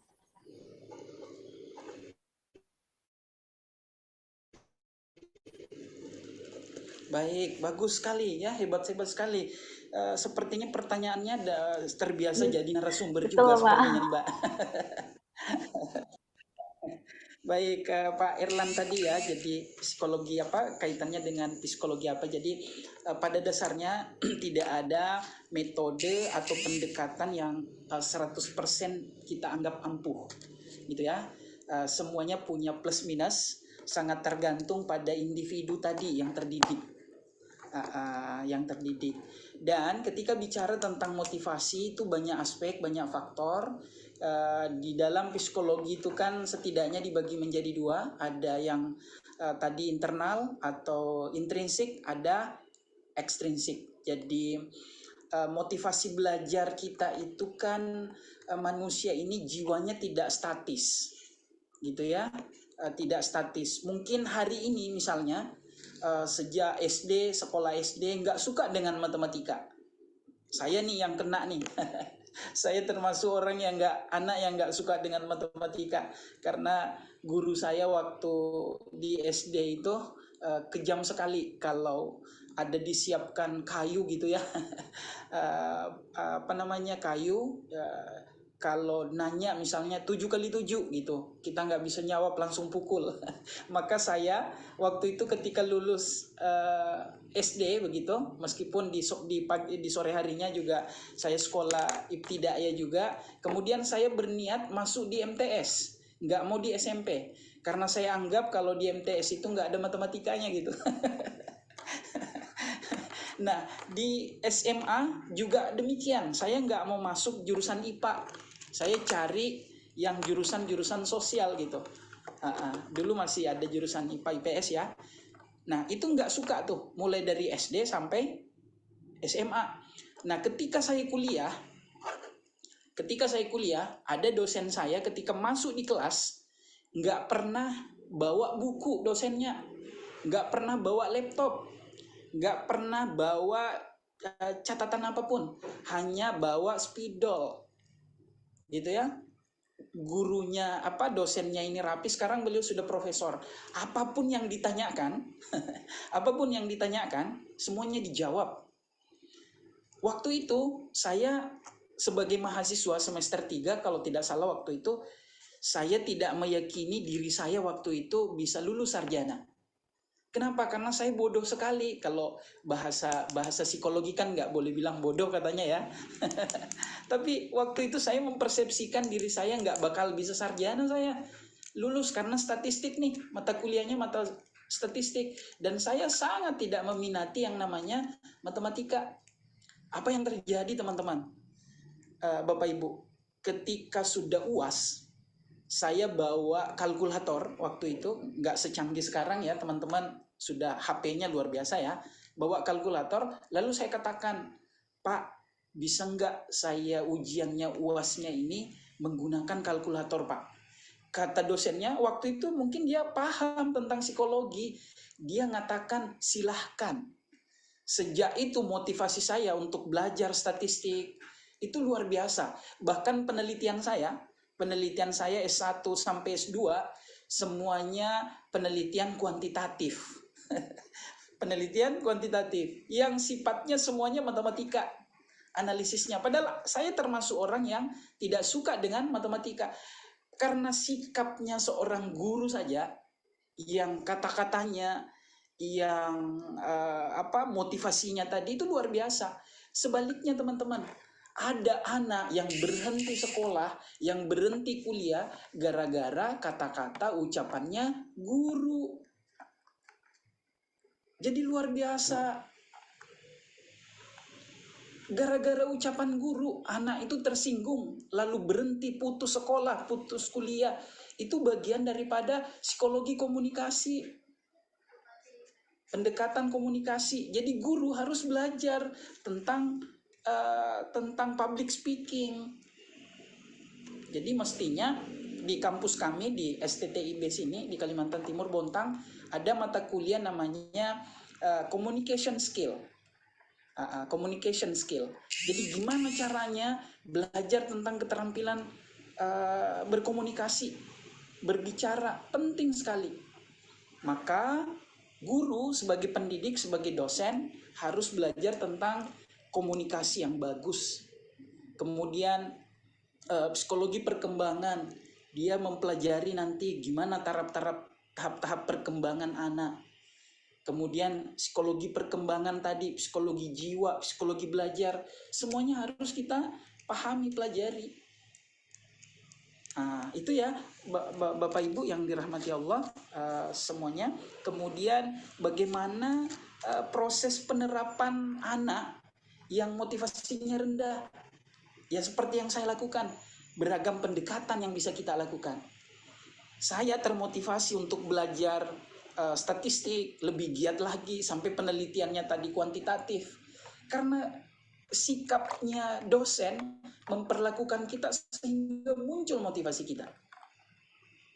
Nah, tadi yang ditanyakan oleh siapa tadi? Mbak Nur ya, kalau tidak siapa tadi ya yang nanya, bukan Mbak Nur tadi, siapa tadi yang penanya kedua itu Mbak Ulfa, Pak.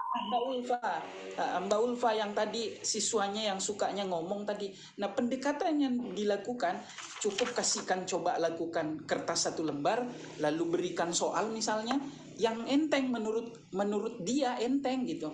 Jangan-jangan ada siswanya Mbak Ulfa di kelas itu sudah sekian lama nggak pernah dapat 100. Sekali-kali dong strateginya, pendekatannya. Ada anak tuh yang buat ngerjakan tugas mestinya nggak dapat 100, beri aja 100, nilai 100.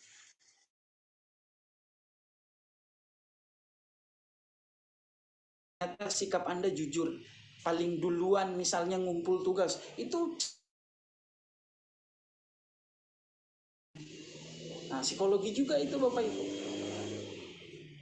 Nah, seperti itu. Nah, termasuk dosen ngasih nilai mahasiswa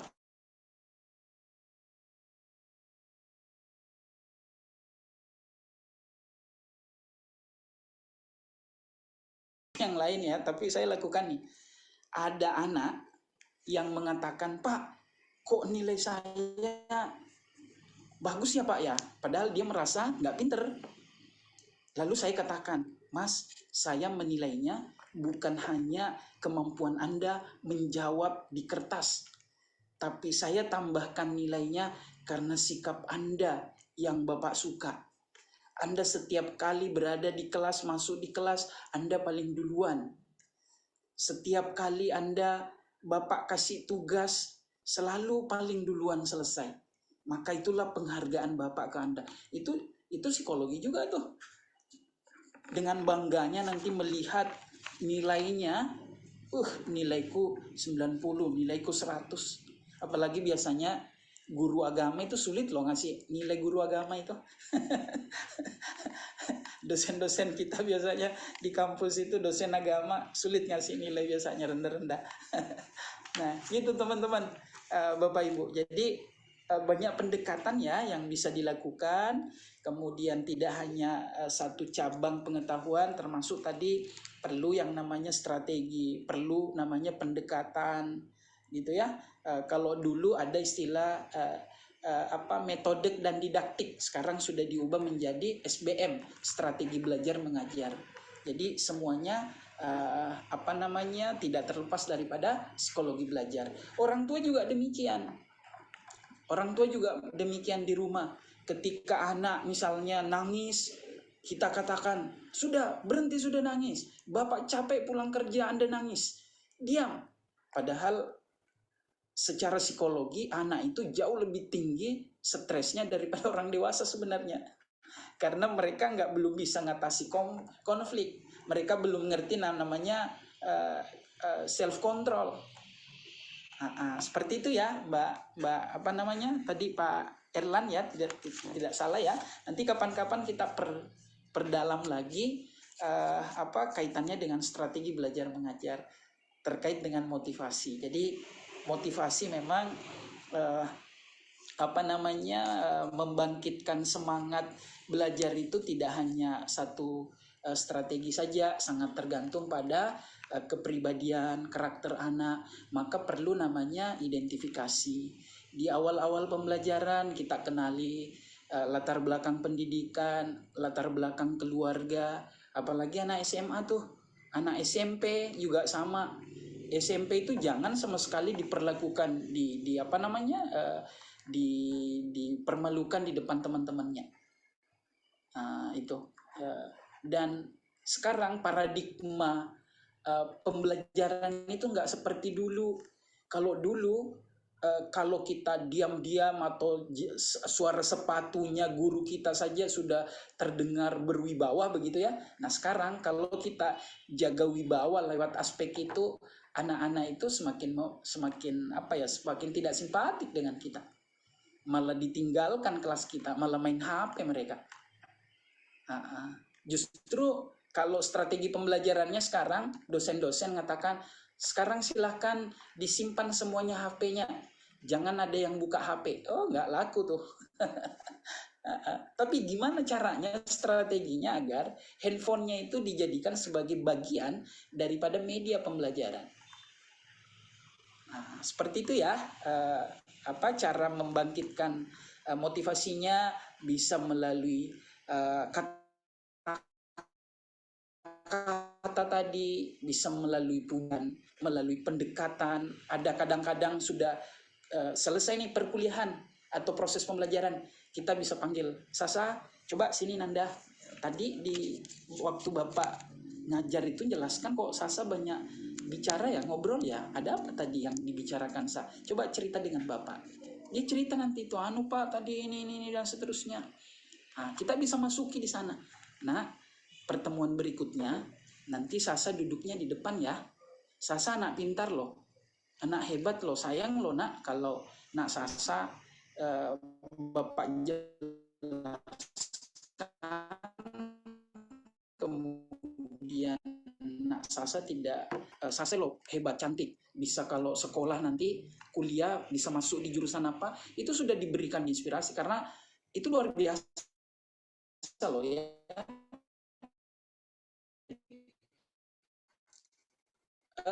Kita pasti ada yang kita apa ya, yang kita kagumi, kata-katanya itu masih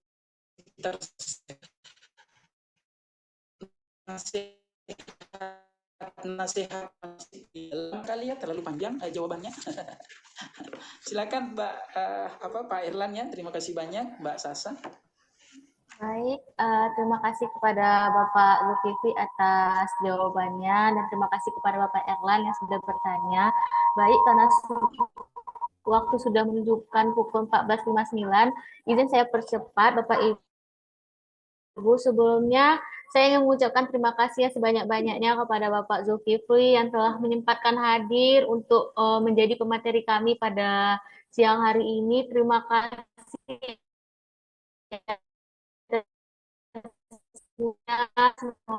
Tentunya menambah wawasan dan kami lagi, dan terima kasih kepada Bapak Ibu sudah bertanya, dan Bapak Ibu yang pertanyaannya belum terjawab bisa menanyakan di grup webinar.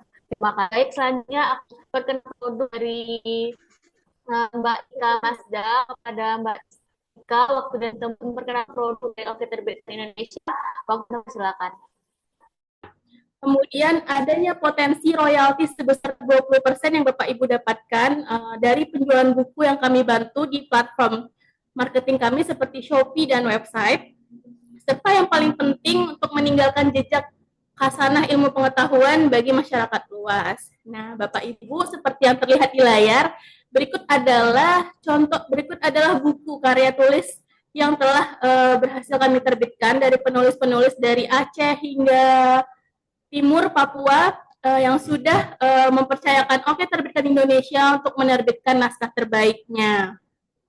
Semua buku yang kami terbitkan, Bapak Ibu, tidak hanya ISBN dan sertifikat hak atas kekayaan intelektualnya, namun penerbit kami juga akan membantu karya Bapak Ibu untuk dikenal secara internasional dan nasional, di mana kami akan membantu naskah, maksud kami akan membantu buku Bapak Ibu untuk dipublikasikan di platform akademik resmi seperti ResearchGate, Akademia, dan sudah pasti terindeks Google Scholar, yang mana ini akan membantu meningkatkan reputasi akademik Bapak Ibu dan jejak digital karya ilmiah yang Bapak Ibu miliki. Nah, Bapak Ibu semua, kami merekomendasikan Bapak Ibu yang saat ini yang sudah punya naskah maupun yang belum untuk dapat menghubungi kami dan mempercayakan kepada kami naskah-naskah terbaik Bapak Ibu begitu. Untuk lebih lanjutnya, Bapak Ibu bisa menghubungi kontak kami atau sosial media kami di website kami, yaitu www.okbidang.id, serta WhatsApp admin kami yang tertera di layar. Sebagai penutup, saya ingin menyampaikan setiap naskah itu memiliki cerita dan setiap cerita itu layak dibukukan. Sama Oke Terbitkan, kami hadir untuk memberikan ke Bapak Ibu menjadi buku yang bisa menginspirasi banyak halayak luas. Sekian dari saya, mohon maaf apabila ada kekurangan. Assalamualaikum warahmatullahi wabarakatuh. Saya kembalikan ke moderator. Terima kasih kepada Mbak Ika yang sudah menjelaskan. Menerbitkan bukunya, silakan, karena saat sesi webinar ini kepada Bapak Ibu yang bergabung di room Zoom ini akan mendapatkan voucher diskon 10%. Dan Bapak Ibu tenang saja, yang kayak keberatan harganya 1.450.000, nanti bisa ajak teman-temannya, apalagi di diskon 10%. Jadi untuk seperti paket tunggal itu bisa mengajak temannya, dan dia maksimal 3 penulis. Jadi kepada Bapak Ibu, harganya yang awalnya jadi 1 juta jadi 300 per orangnya. Jadi tunggu apa lagi untuk Bapak Ibu sudah ber-ISBN dan nanti akan mendapatkan e-book gratis dari kami, dapat video ulasan buku, cover gratis, dan masih banyak lagi. Jadi kepada Bapak Ibu ditunggu apa lagi gitu. Harganya udah diturunin nih, dan juga penulisnya juga udah ditambahin gitu. Jadi kayak harga 1 juta jadi diskon 10% jadi 900.000, nanti aja temannya jadi bagi 3 jadi 300 dari awalnya 900 gitu.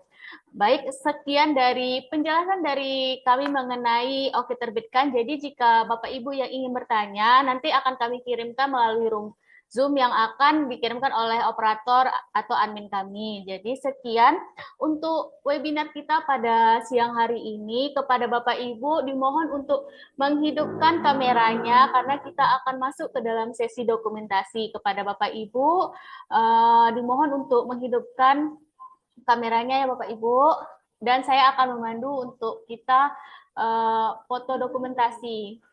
Baik, kepada Bapak Ibu dimohon untuk menghidupkan kameranya. Saya hitung 1 sampai 3, tunjukkan senyum terbaiknya gitu.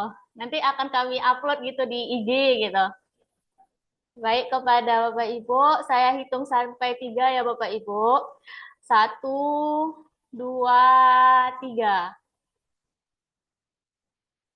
Baik, sekali lagi Bapak Ibu, kita pakai salam literasi, tangannya kayak gini dulu Bapak Ibu. Boleh? Tangannya kayak gini. Baik, saya akan hitung 1, 2, 3. Tunjukkan senyum terbaiknya ya Bapak Ibu.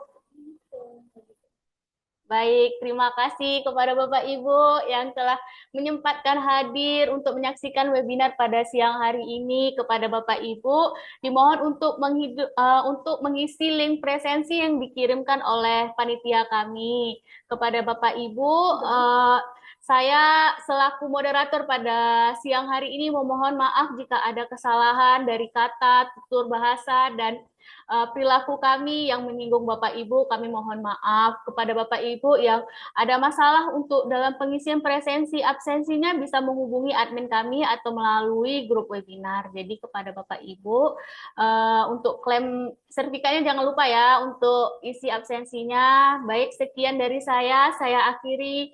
Wabillahi taufiq wal hidayah. Wassalamualaikum warahmatullahi wabarakatuh.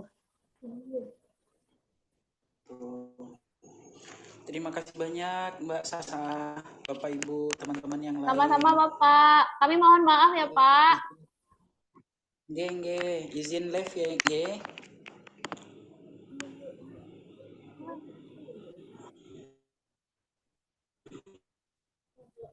Tunggu Pak, suaranya. Halo.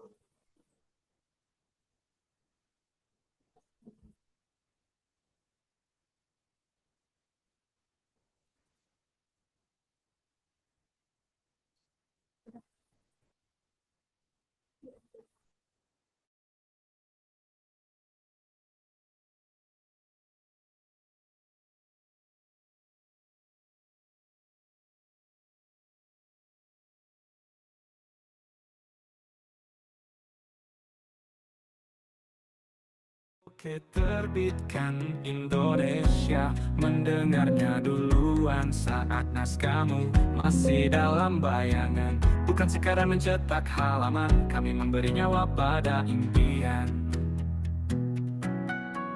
Tak perlu ragu pada batas dan waktu, kami temani dari awal hingga buku tumbuh. Penerbit Oke terbitkan Indonesia, bukan sekadar jasa, tapi jembatan antara ide dan semesta. Kau jika kata adalah cahaya, kami lampu yang menjaga sinarnya. Penerbit Oke terbitkan Indonesia, berani berjanji tak terbit 100% kembali tanpa kompromi. Kami bukan hanya bekerja, kami percaya pada makna. Penerbit Oke terbitkan Indonesia, berdiri tegak mendukung penulis hingga jejakmu nampak. Kabar yang berbicara, isi yang menyentuh, setiap halaman mengikat penuh. Dan kami akan berkuih bertahan pencipta semesta kata. Penerbit Oke terbitkan Indonesia, menjaga makna karena setiap penulis patut dijaga. Tak ada mimpi yang terlalu tinggi jika percaya dan terus menulis lagi. Penerbit Oke terbitkan Indonesia akan ada di balik kisahmu yang luar biasa. Kini giliran karyamu tembus udara.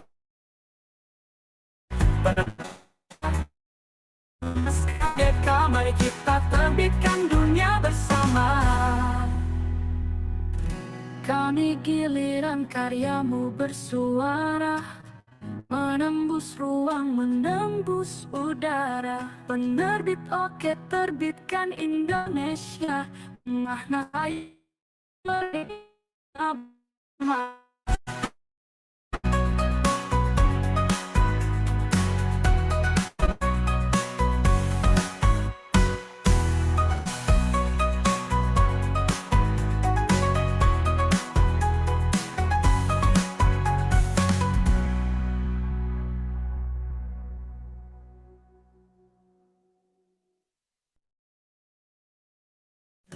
ada suara di dalam pena yang tak ingin diam selamanya. Bukan sekadar tulisan di kertas, tapi dunia yang menanti dibahas. Penerbit Oke terbitkan Indonesia, mendengarnya duluan saat naskahmu masih dalam bayangan. Bukan sekadar mencetak halaman, kami memberi nyawa pada impian. Tak perlu ragu pada batas dan waktu, kami temani dari awal hingga buku tumbuh. Penerbit Oke terbitkan Indonesia, bukan sekadar jasa, tapi jembatan antara ide dan semesta. Jika kata adalah cahaya, kami lampu yang menjaga sinarnya. Penerbit Oke terbitkan Indonesia, berani berjanji tak terbit 100% kembali tanpa kompromi. Kami bukan hanya bekerja, kami pada makna. Penerbit Oke terbitkan Indonesia.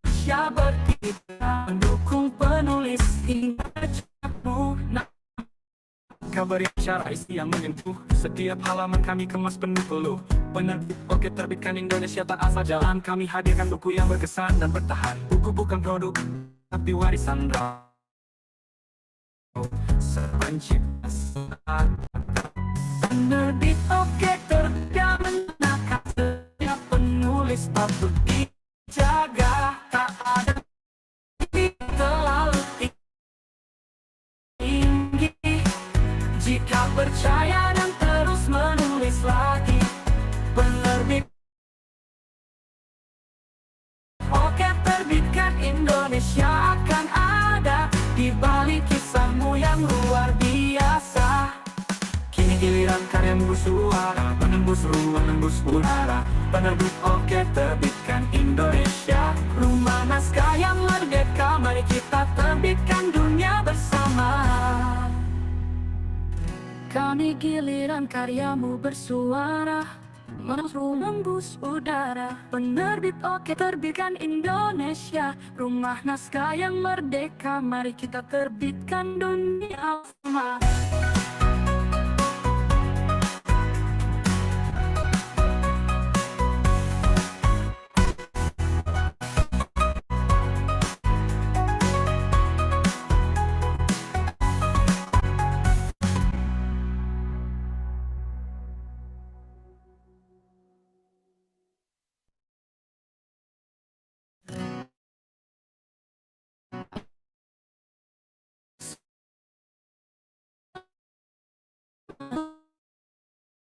Di kertas tapi dunia yang menanti dibahas.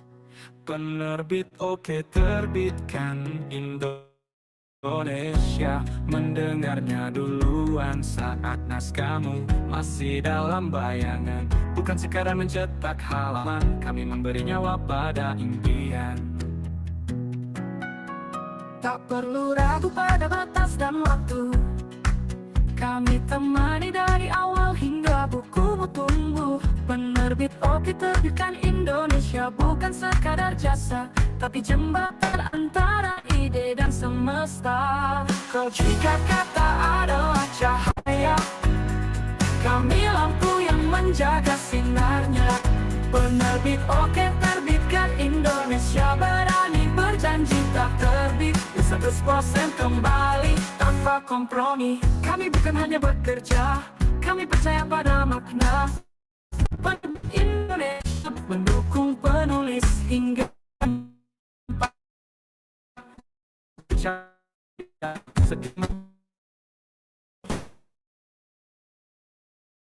sang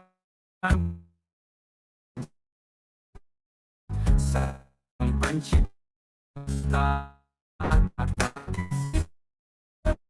Indonesia menjaga makna setiap kami yang telah.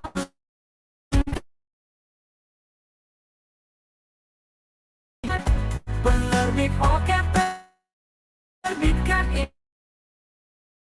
Indonesia, balik kisahmu yang luar biasa.